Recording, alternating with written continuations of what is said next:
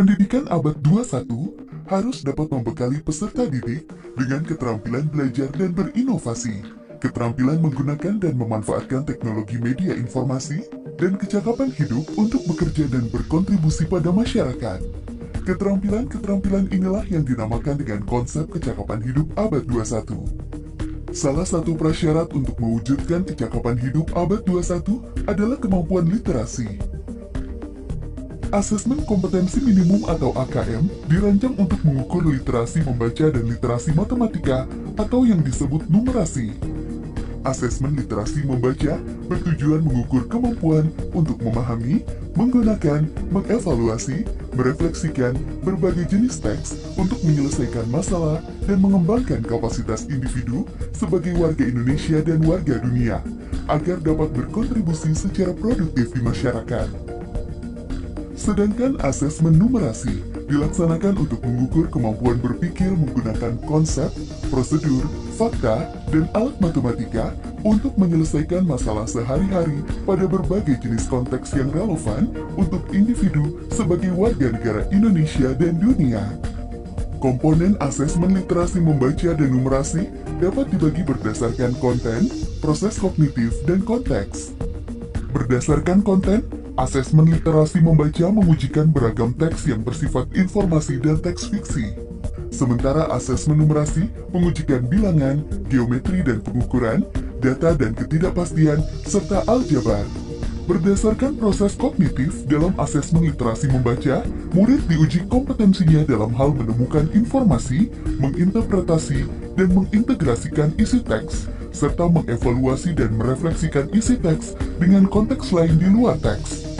Sementara itu, asesmen numerasi melibatkan proses pemahaman konsep, kemampuan penerapan konsep untuk masalah rutin, serta bernalar untuk menyelesaikan masalah non-rutin. Berdasarkan konteks, asesmen literasi dan numerasi yang diujikan kepada murid mengangkat konteks personal, sosial budaya, dan saintifik. Ada beragam bentuk soal dalam AKM.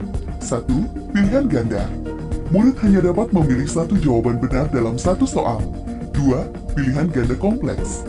Murid dapat memilih lebih dari satu jawaban benar dalam satu soal. 3. Menjodohkan. Murid menjawab dengan cara menarik garis dari satu titik ke titik lainnya yang merupakan pasangan pertanyaan dengan jawabannya. 4. Isian singkat. Murid dapat menjawab berupa bilangan, kata untuk menyebutkan nama benda, tempat, atau jawaban pasti lainnya. 5. Uraian. Murid menjawab soal berupa kalimat-kalimat untuk menjelaskan jawabannya. Asesmen kompetensi minimum dilaksanakan berbasis komputer dan bersifat adaptif, sehingga pertanyaan yang disajikan bergantung pada kemampuan murid. Jika murid dapat menjawab benar, maka selanjutnya dapat diberikan soal yang lebih kompleks. Sebaliknya, jika murid menjawab salah, maka soal berikutnya adalah soal yang lebih sederhana.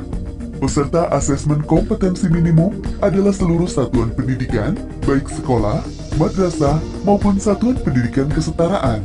Tidak semua murid dapat mengikuti asesmen ini, karena peserta akan dipilih secara acak.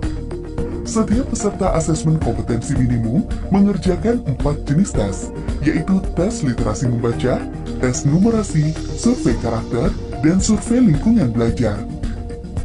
Peserta mengerjakan asesmen selama 2 hari.